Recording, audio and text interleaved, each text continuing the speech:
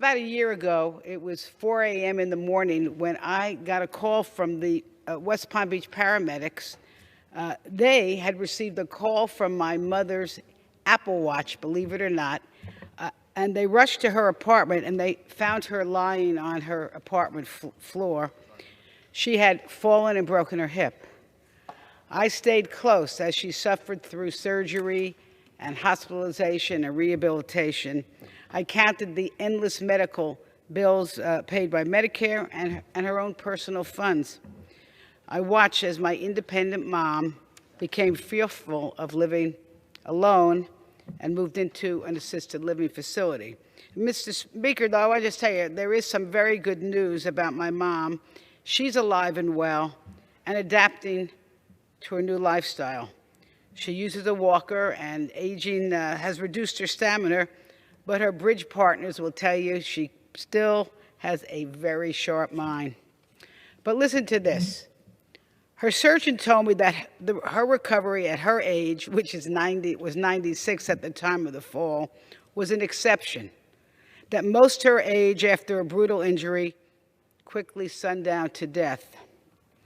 Now, Mr. Speaker, you may ask, why am I telling this story? Because tomorrow is the first day of fall, and not only are the leaves turning, but it marks the start of Fall Prevention Awareness Week, a nationwide effort to raise awareness that falls are preventable, and also bring awareness to fall prevention strategies and resources. So, Mr. Speaker, after my mom fell, I started hearing story after story from friends and colleagues about their own personal experiences of people who had fallen. And you know what I learned? Falls are the most frequent cause of injuries and injury-related death among people over 65. 36 million falls a year, people over 65 here in America, leading to broken bones and broken spirits, 34,000 of those becoming deadly. And the cost, this is an amazing figure, the cost to the American health system is $50 billion a year from injuries related to falls. That's billion with the B. So here's the most important message I have today. Falls are preventable. I'm going to say it again. Falls are preventable. And there are simple things that seniors can do with assistance from their doctors and their family and their friends and caretakers to stop the falls before they happen. Here are some of the top tips for Centers for Disease Control. Make sure that medications don't have side effects that can cause dizziness or loss of balance.